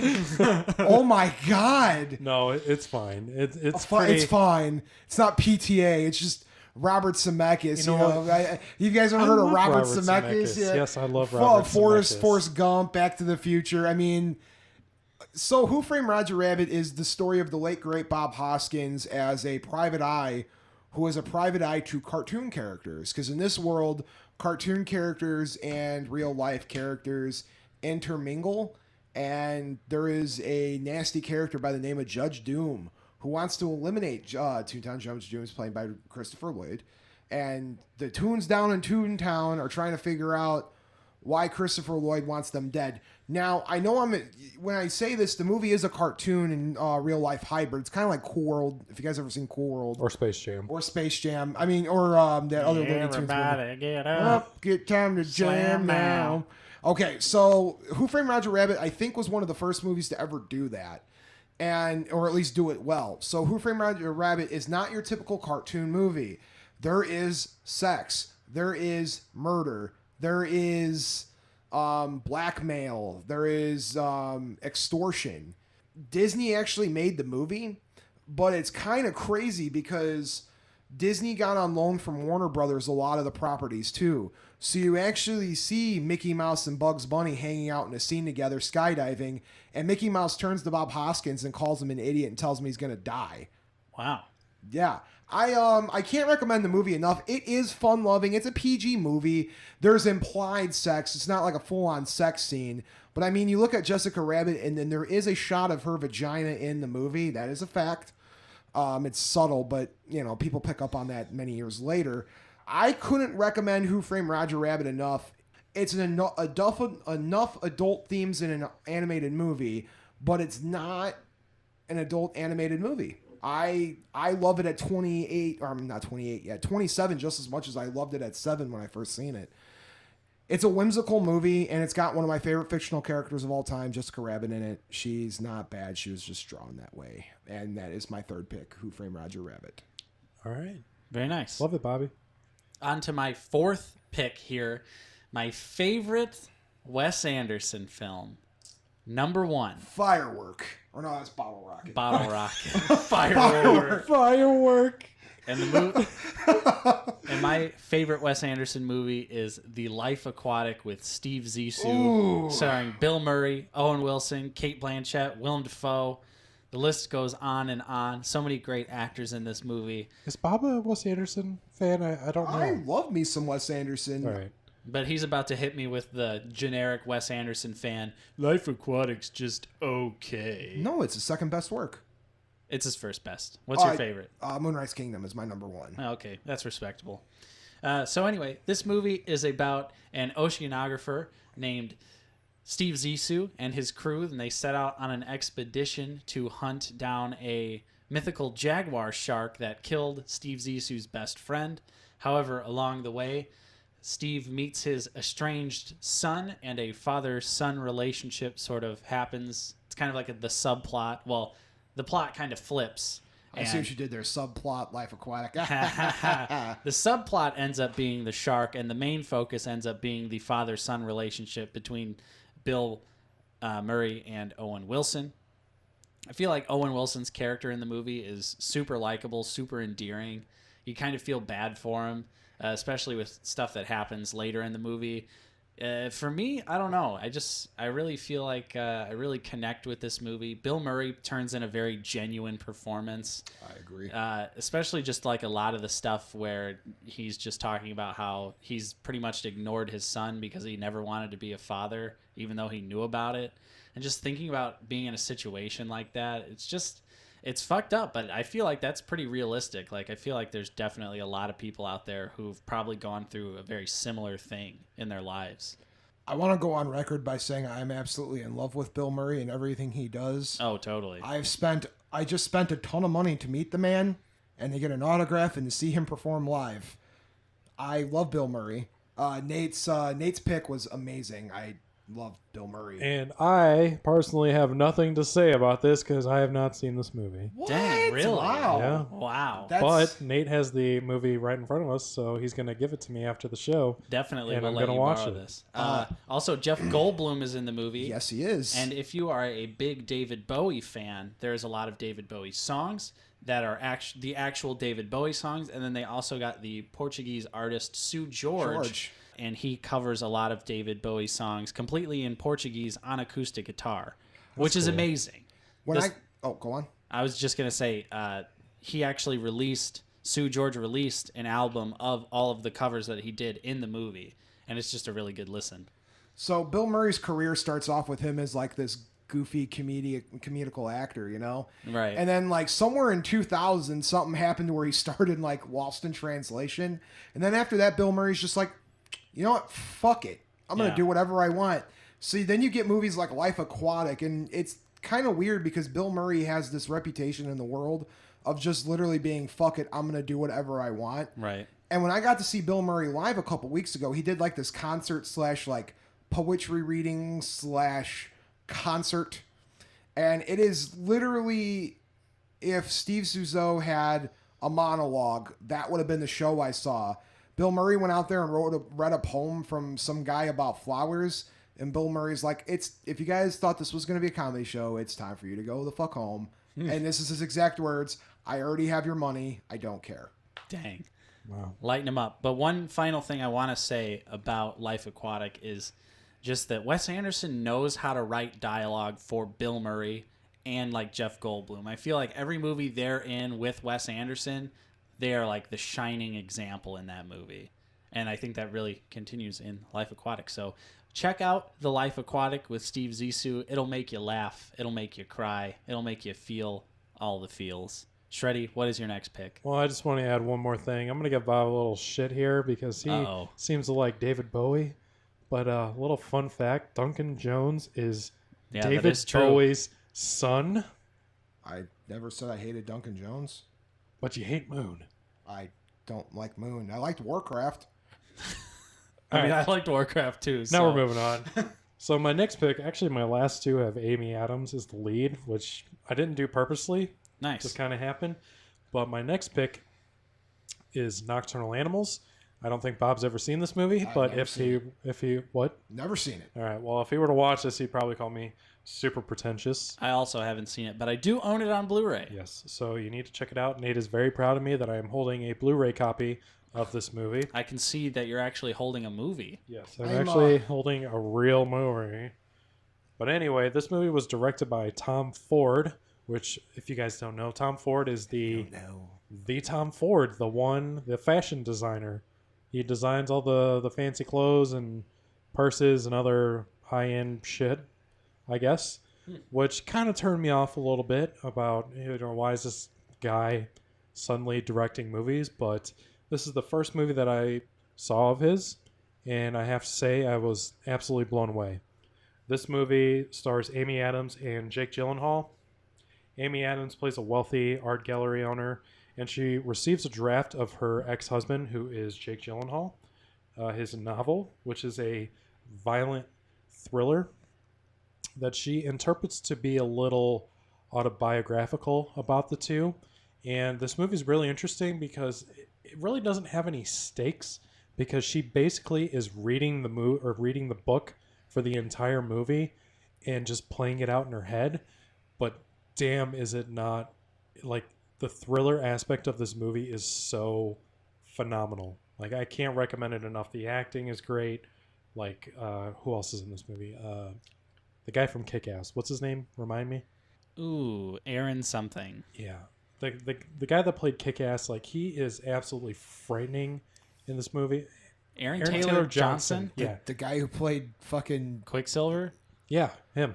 Oh, Quicksilver in Age of Ultron. Yeah, and he played. He was Not in X-Men. Avengers, or not? Well, The guy who played Kick-Ass, I thought that was McLovin from Superbad. No, he was in the No. movie, but Oh, I've been thinking He was that the my villain. entire life. No, Nick no, Lovin no. played Red Mist Yeah. in Kick-Ass. Who was I've he never in seen Kick-Ass. in Avengers? He's Quicksilver. Oh, that's his name. Okay. Yeah. Quicksilver. Yeah. So Wasn't so Quicksilver. quick. Oh boy. Bet you didn't see that coming. But anyway, this Zing. movie has a lot of great themes. It's like Spring Breakers as far as you can't look at it for the surface level. You got to look at it for the undertones. Here's my pretentious talking I'm now. watching him and I'm drawing his. Yeah. I'm drawing a beret on his head as we speak. Bob's just looking at me in complete disgust right now. But honestly, if you're looking for a great indie thriller, I couldn't recommend this movie enough. Like I said, I went into it thinking like, oh, this movie is going to be super pretentious, and to a lot of people it probably will. But again, I absolutely adored it. So, Bob, what do you have next? I have a tie. Are you breaking the rules, I am Bobby? breaking the rules. My first episode, I have a tie because I couldn't decide which one I wanted to talk about more. Which is very surprising to me because I figured you'd pick your favorite movie last. This isn't my last. We have one more round. Right. I'm saying you have. I have two. I have three more. Oh. Jesus tied for He's 4. breaking the rules. This I'm is our breaking the last. rules. I forgot. Yeah. Okay. Jeez, I'm not even the guy that runs the show, and Bob, I'm 48 ounces deep in PBR right now. Okay, so I couldn't decide which one I wanted. I wanted the most tragic story I could possibly think of, and I only came up with 2 movies, and I couldn't decide which one was which. One, you guys are gonna call me out for being this is gonna be a pretty straightforward pick. You guys are gonna probably guess this one, and then my second one, not so much. So let's go for the first one. The clue is: guy who plays Batman falls in love with a lesbian. Oh, Chasing Amy. You are correct. Chasing Amy is the is my tie for the 4th pick because I wanted to pick something real tragic because I wanted to pick something tragic. It's some of my favorite stories. Not every story has a happy ending. Chasing Amy is about 2 characters in the Kevin Smith universe. Where View Askew. Did I have to say that? The View Askew universe, 2 characters, Holden and Banky, who were comic book artists, and they drew comics for Blunt Man and Chronic, which was Jay and Silent Bob's character. The main character decided to fall in love with a lesbian who was a comic book writer. They develop a friendship. He develops a love. And that movie, I've never had a movie fuck me up more than Chasing Amy. Only because I don't want to spoil it. Have you seen it, Sredy? I'll get to what I think about it here shortly. Nate, I haven't seen it, but I don't really care if you spoil it. I'm not going to spoil it for the fans. But Chasing Amy is it's a story about a person who can't get what they want, and it's a story about somebody who can't let go. I don't want to spoil it, but there's something that the main character finds out about his love interests that really spoils the love for him. And it's a story about not being able to let go. It's a story about tragedy, and it's literally Kevin Smith's only movie that in the View Askew universe that sticks out that's not a View Askew movie, if that makes sense. It's in the universe, it's a View Askew movie, but it's not that goofy humor. It's like Clerks, but like legitimate serious. I can't recommend Chasing Amy enough. Sredy. What's my take on Chasing Amy? Yes. I am 100% with you. If Clerks did not exist, this would be, and I can arguably say it might be his best movie. Yeah. Kevin Smith. I feel like Clerks exists in its own category above the rest of his movies. You've never seen Chasing Amy. True. I'm kind of disappointed that you haven't, because this movie is absolutely phenomenal. Once again, own it on Blu-ray. Just haven't watched it. That's my MO. Man, I watched it recently. I'm like, I'm going to check out Kevin Smith's collection again, because I really loved all of his early stuff. Some of his later stuff might be a little... I could do without Jay and Silent Bob and Clerks too. Facts. I like both of those, but I'm talking about his...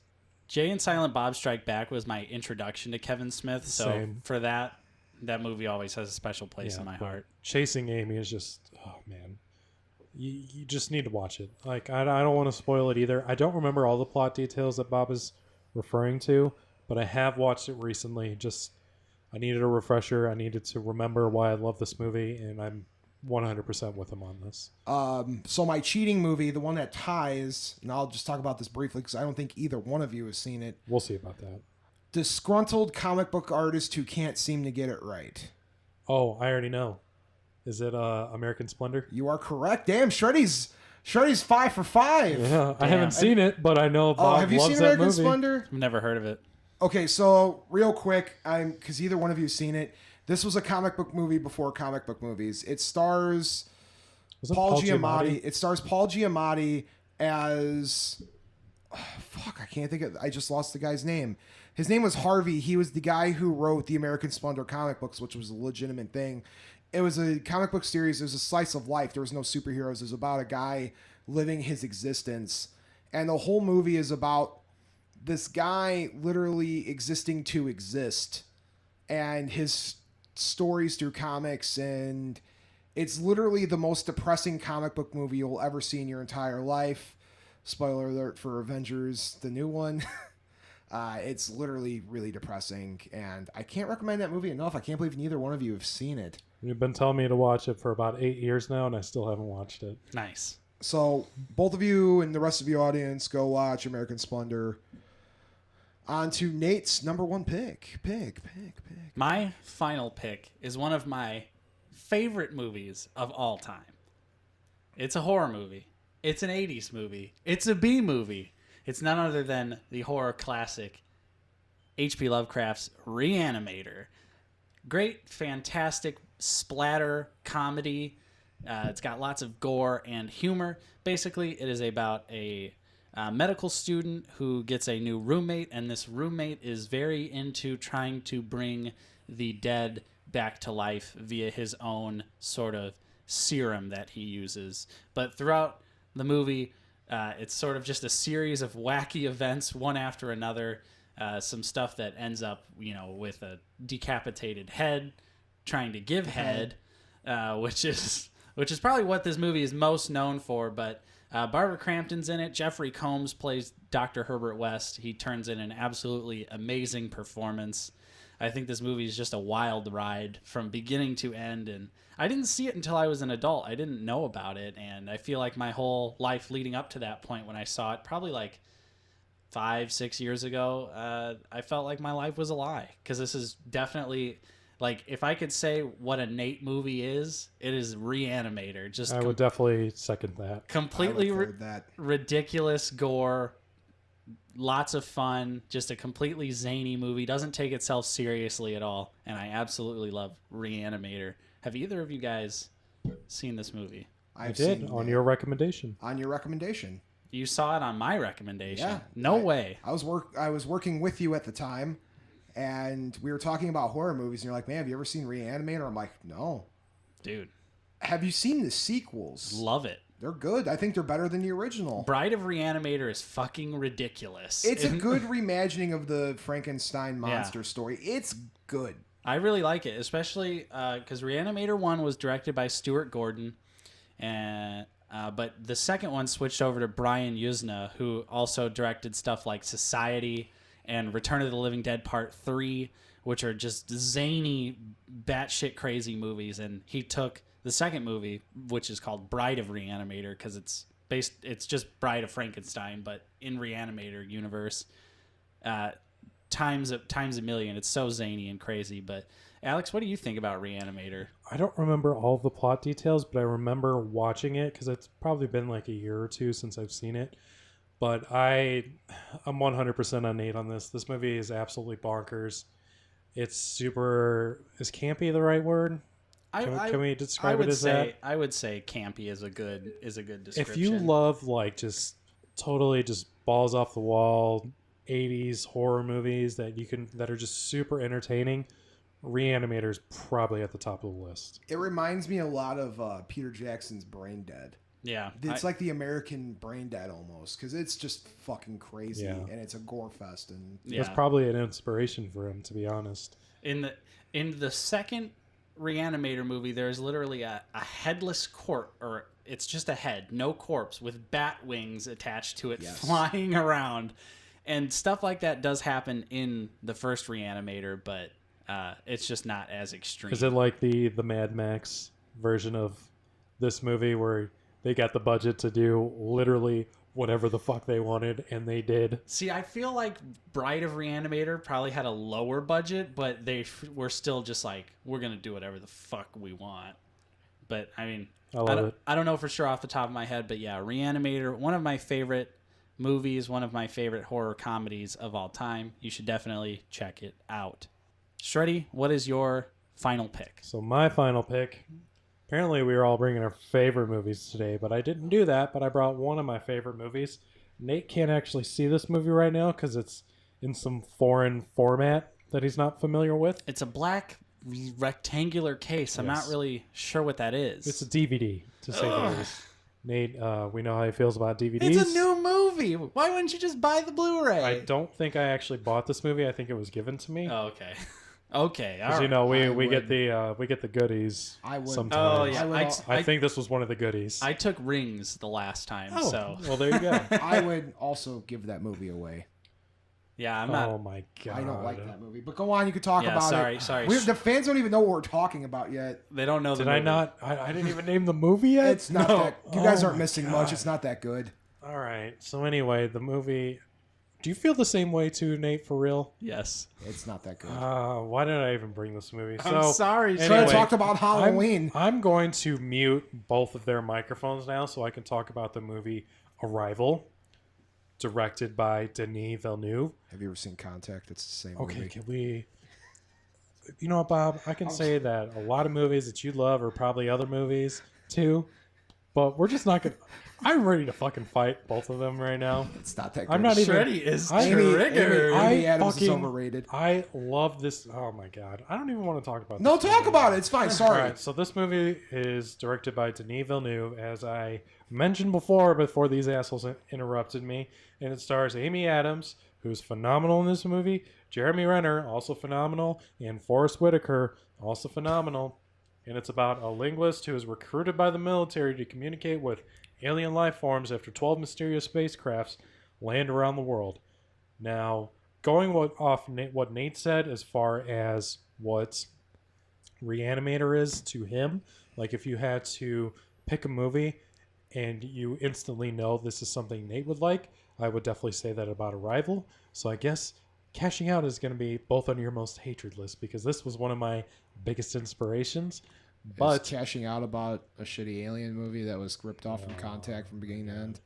I can't. You know what? I'm going to think long and hard after this podcast, and I'm going to shit all over every movie that you've ever loved, Bob.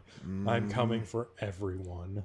We like a lot of the same movies. I'm coming for all of them. I will say that visually, Arrival is wonderful.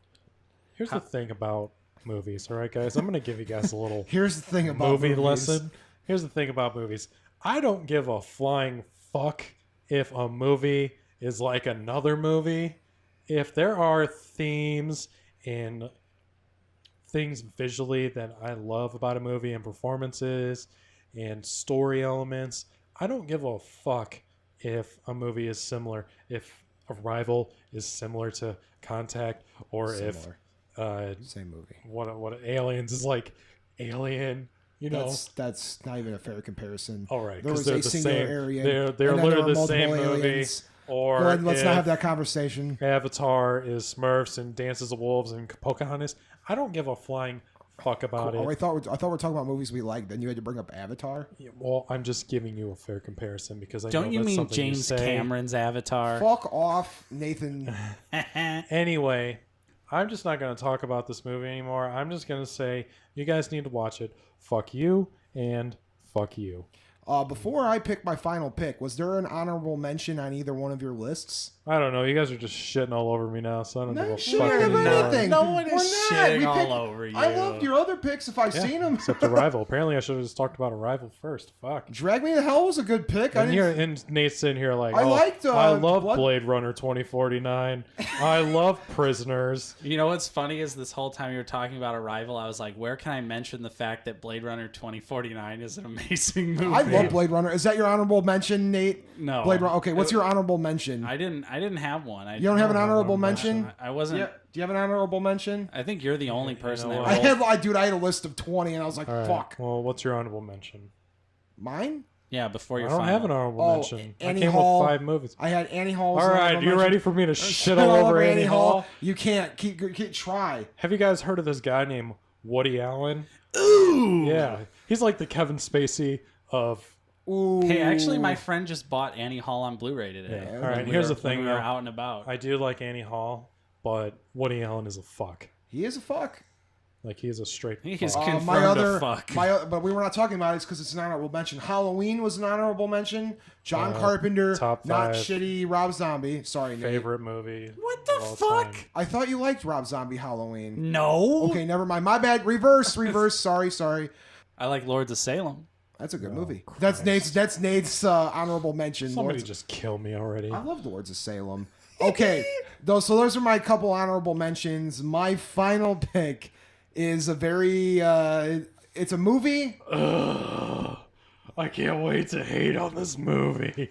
Okay, so Damn, the Sredy, synopsis. you are going off, bro. So this movie, Filters off, bro. 48 This- ounces this- deep in a PBR. this movie is By the a way, movie. we're not drinking here. No, we were Bob drinking- and I went to go get some drinks before we did the couple. podcast, waiting on Nate because he was a Yeah. little late.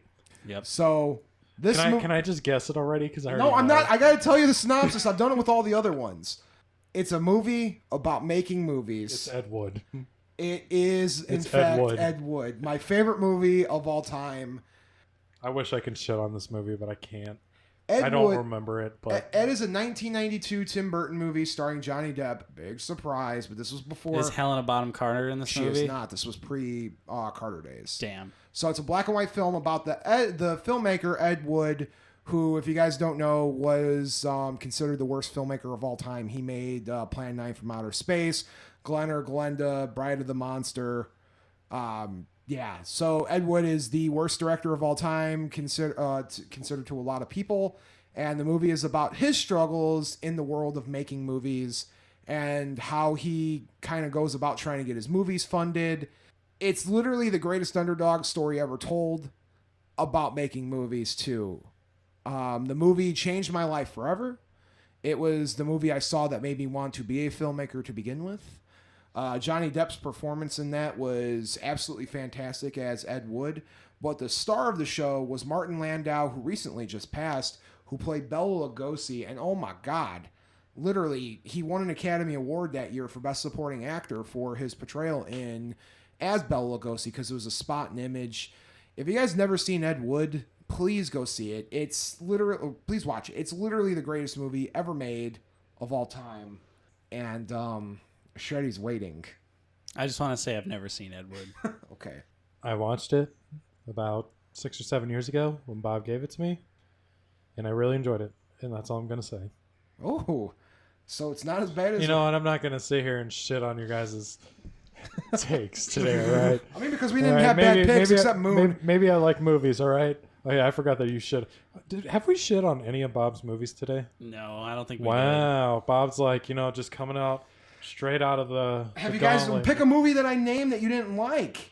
From you? Yeah, that I just mentioned. I didn't not like any of them. Exactly. So there's nothing for you to shit on. I have good taste, unlike Arrival and Moon. Oh, Damn! Here we go. Wow.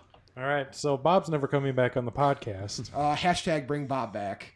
Well, Hashtag we're fuck already starting the hashtag before the episode is even over. Yes. that. Yes. So, Bob, final thoughts on Ed Wood? You said all you needed to say. 10 out of 10. Best movie of all time. All right. So there you have it, folks. Those were 15 movie, well, more like 17. 17 movie recommendations. Most people probably don't even watch 17 movies in a year, but here we go. You got 17 movies to watch. You got some horror. You got some action. You got some sci-fi. shitty You got some Sci-fi. shitty sci-fi movie called Arrival. You've got some Who Framed Roger Rabbits. I don't know what genre, comedy, I guess. It's a comedy. Yeah. So those were our movie recommendations. That was our main topic of the show. Now it is time for us to hit the dusty trail. Bye-bye. To head out to the promised land. We're going to be checking out Deadpool 2 tonight. Yeah, we're I am gonna not. hashtag. Is Steve gonna watch Deadpool? No. Are we taking a vote on that? It'll just be you and I. Yeah. It'll probably If just you be want you to and place I. a vote on it right now, I'm calling it right now. Steve does not see Deadpool 2. Yep. So stay tuned for the next episode where we'll have a Shreddy's take about Deadpool 2. Yes. And hopefully Steve will also saw it so he can contribute to the conversation, Steve. Yes. I want to point. Oh, sorry. I just want to say that we know that Shreddy's take is going to be a little late to the party because we're going bi-weekly now. But you should still listen to me because I know everything about everything There you Except have it. Arrival. except Arrival. But if I may, I just wanted to thank both of you guys for having me tonight. Thanks, Bob. I Thank you hate for that you coming. shitted on Arrival, but I mean, you know, I mean, you have the power of editing. I guess can I edit could that out. forgive you. No, that's pretty much podcast gold, so it's staying. Yeah, you should edit it to make it be like for Bob to be like, I really Like like Arrival. And that's Sredy is the best person ever. Yes. Can I quickly just do a fast plug for myself? Yeah. Okay, so if you guys enjoyed me, some of you guys probably came here from the Bob After Dark fan base. But for you guys that are part of the Low Side fan base and you want to hear more of Bob, you can check me out. I do have a weekly Facebook show called Bob After Dark. You can check me out on facebook.com/Bob After Dark. I also have a Twitch channel where I play retro video games, twitch.tv/Bob After Dark Plays. And I'd love to be a guest on the show again, guys, if you'd let me. We'll see about it. So there you have it. That was our special guest, Bob, right there. Thank you so much for coming on the show. Yeah, we thanks, Bob. We always love having you around, Bob. It's always a good time when you you. come and hang out with us. So hopefully we'll have you on an episode sometime soon in the near future. Of course, I'm Nate. I've been joined with Alex. Peace out. And of course, our very special guest, Bob. Thank you once again. Whether you're a king or a street sweeper, everybody has their dance with the Reaper. Bill and Ted too. Thank you guys so much for listening to the Low Side Podcast.